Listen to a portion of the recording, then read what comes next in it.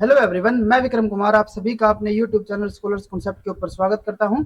General aptitude से related daily question series में आज हमारी संडे स्पेशल क्लास है, जिसके अंदर हम 5 प्रीवियस ईयर क्वेश्चंस को आज डिस्कस करेंगे। तो आज का हमारा फर्स्ट क्वेश्चन है, जो कि डीबीटी जेआरएफ 2014 से लिया गया है। इस person travelled 3 kilometre towards west and continued walking 4 kilometre towards north. The shortest distance from the point of starting to the current position is. अब यहाँ पे क्या है कि हमारी 4 डायरेक्शन होगी।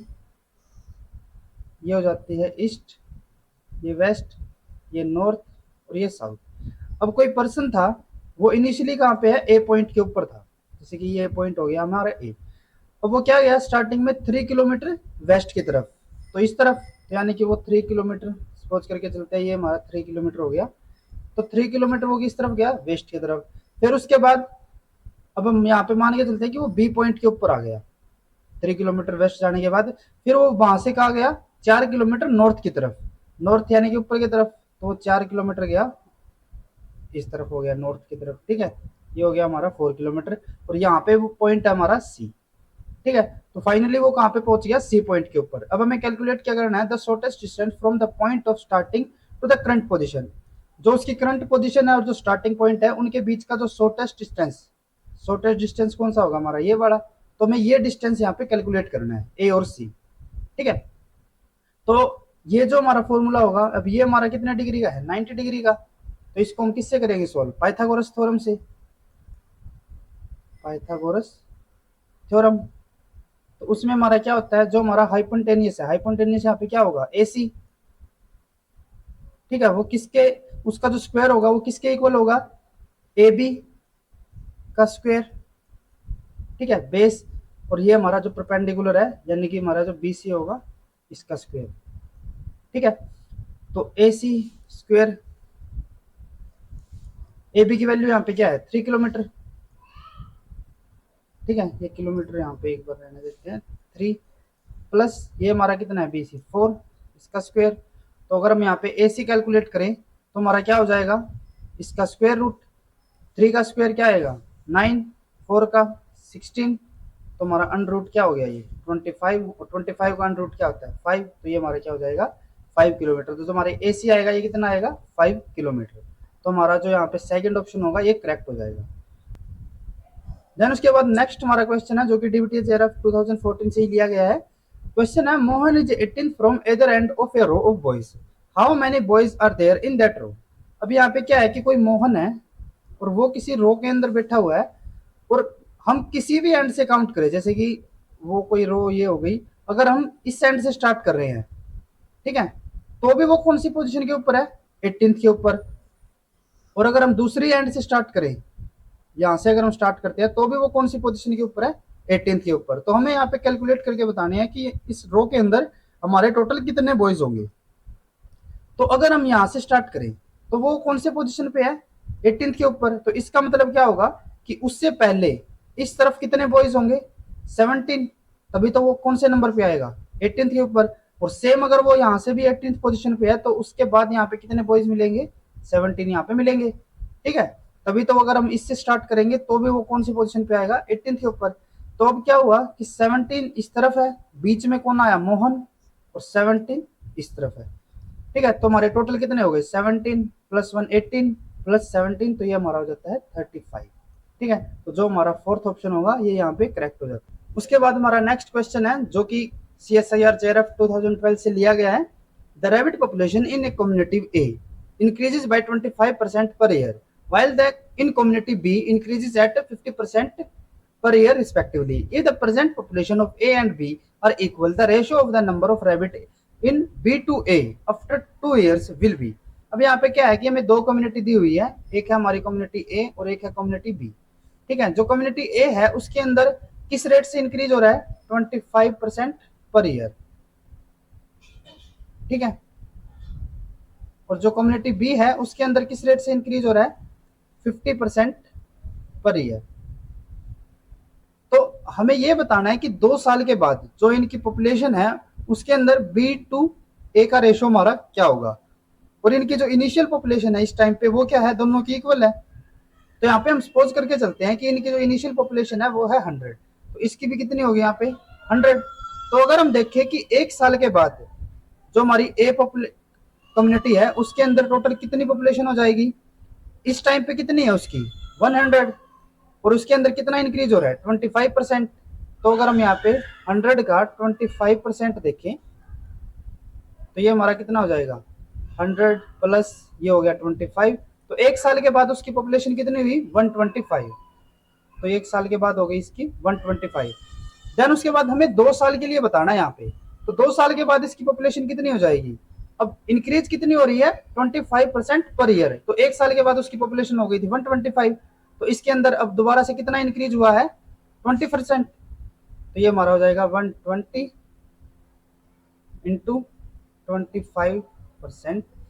और अगर हम इसे सोल्व करेंगे तो ये हमारा हो जाएगा यहाँ पे 5, ये हो गया हमारा 4, और ये हमारा हो जाएगा 125 डिवाइडेड बाई 4, 125 प्लस 31.25, और ये हमारा सम हो जाता है 156.24।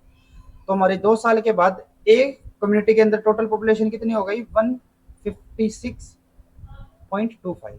ठीक है, ये तो हमारी हो गई ए के लिए।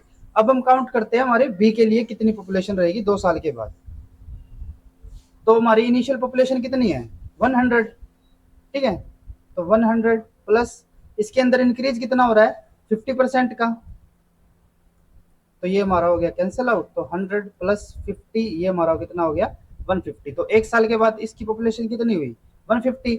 अब इसके अंदर इंक्रीज दोबारा से कितना होगा नेक्स्ट ईयर 50%। तो हमारी 1 साल के बाद पॉपुलेशन थी 150 प्लस 150 का 50% डिवाइडेड बाई ये, और ये हमारा हो जाएगा 150 प्लस ये यहाँ पे आ गया 2, और ये आ गया 75।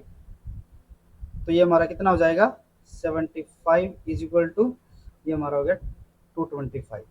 तो 2 साल के बाद जो बी कम्युनिटी है उसके अंदर कितनी पॉपुलेशन हो जाएगी 225। और हमें रेशो किसकी बतानी थी बी टू ए। तो हमारी बी की यहाँ पे पॉपुलेशन कितनी है बी टू ए, तो हमारे बी की पॉपुलेशन हो गई 225 और ए की हमारी 156.25। तो हमारी अगर इसको हम रेशो में देखेंगे तो ये हमारा हो जाएगा 1.44। ठीक है, तो हमारा जो यहाँ पे ए ऑप्शन होगा ये यहाँ पे करेक्ट हो जाएगा। उसके बाद नेक्स्ट हमारा क्वेश्चन है CSIR JRF 2012 से ही 100 ग्राम of inorganic compound X.5H2O containing a volatile impurity was kept in an oven at 150 degrees centigrade for 60 minutes. The weight of the residue after heating is 8 gram. The percentage of impurity in X was. अब यहाँ पे क्या है कि हमारा कोई 100 ग्राम का compound दिया हुआ है जिसका फॉर्मूला में यहाँ पे क्या दिया हुआ है X.5H2O। इसको हमने हीट किया 150 डिग्री सेंटीग्रेड के ऊपर 60 मिनट के लिए, और इसके बाद जो हमारा रेजिड्यू बचा वो हमारा कितना बचा 8 ग्राम का। तो यहाँ पे हमें जो हमारा ये एक्स कंपाउंड है, सिर्फ एक्स के लिए हम कह रहे हैं, जो हमारा एक्स है इसके अंदर हमें इम्प्योरिटी बतानी है कि हमारी कितनी इम्प्योरिटी थी यहाँ पे। ठीक है, तो यहाँ पे अगर हम देखें जब हमने इस कंपाउंड को हीट किया होगा तो जो हमारा वाटर होगा ये तो यहाँ से पहले ही इवेपोरेट हो गया होगा। ठीक है, तो अगर हम यहाँ पे खाली एक्स का वेट देखें तो वो हमारा कितना आएगा, हमें टोटल वेट कितना दिया हुआ है X.5H2O का 100 ग्राम। इसके अंदर हमारे 5 मॉलिक्यूल किसके हैं H2O के। तो एक H2O का हमारा वेट कितना रहता है, ये हमारा होता है 18। तो 5H2O का हमारा वेट कितना हो जाएगा 18 इंटू 5, ये हमारा हो गया 90। तो हमारे इस पूरे कंपाउंड के अंदर 90 तो हमारा किसका वेट है 90 ग्राम, तो ये तो हमारा H2O का ही है। तो हमारा X का वेट क्या आएगा यहाँ पे 10 ग्राम। तो हमारा इनिशियली जो X ग्राम था वो कितना, X जो हमारा कंपाउंड था वो कितने ग्राम का था 10 ग्राम का। अब हमारा बचा कितना है ये सिर्फ 8 ग्राम। तो हमारा लॉस कितना हुआ है, हमारा लॉस हो गया 2 ग्राम का। अब यहाँ पे हमें क्वेश्चन के अंदर क्या बताना है द परसेंटेज ऑफ इम्प्योरिटी। ये जो हमारा लॉस हुआ है ये किसकी होगी इम्प्योरिटी का। तो हमारा 10 का कितने परसेंट हमारा 2 ग्राम होगा x इंटू ये हो गया। ठीक है, और हमारी इम्प्योरिटी कितनी आई है 2 ग्राम। ठीक है, तो यहाँ पे हमारी इम्प्योरिटी का परसेंटेज अगर हम देखें तो वो क्या हो जाएगा, ये हमारा यहाँ से कैंसिल आउट, ये हमारा बचा यहाँ पे 10। तो ये ऊपर जाके यहाँ पे 10 इंटू 2 ये हमारा हो जाएगा 20। तो हमारा x यहाँ पे क्या आएगा, x जो कि हमारी इम्प्योरिटी थी वो कितनी आ गई 20%। हमारा जो थर्ड ऑप्शन होगा ये यहाँ पे करेक्ट। देन उसके बाद नेक्स्ट हमारा क्वेश्चन है जो कि CSIR JRF 2012 से लिया गया है। Growth of an organism was monitored at regular interval of times and shown in the graph below. Around what time is the rate of growth zero. यहाँ पे हमें एक ग्राफ दिया हुआ है बैक्टीरियल बायोमास और टाइम के अकॉर्डिंग। तो हमें यहाँ पे ये बताना है कि किस टाइम के ऊपर हमारी जो नेट ग्रोथ है, जो बैक्टीरिया उसकी नेट ग्रोथ कितनी होगी, जीरो होगी। ठीक है, तो सबसे पहले अगर हम ऑप्शन में देखें तो हमें क्या दिया हुआ है, क्लोज टू डे 10। अगर हम डे 10 के ऊपर देखें तो यहाँ पे तो ग्रोथ एक्सपोनेंशियली इंक्रीज हो रही थी, हमें कितनी बतानी है, नेट ग्रोथ जीरो। तो हमारा ये ऑप्शन तो यहाँ पे इनकरेक्ट हो गया। देन उसके बाद ऑन द 20th डे, अगर हम 20th डे के ऊपर देखें तो यहाँ पे भी हमारी ग्रोथ कितनी है, ये भी अभी भी क्या हो रही थी, इंक्रीज हो रही थी। 20th डे की बात कर रहे हैं हम।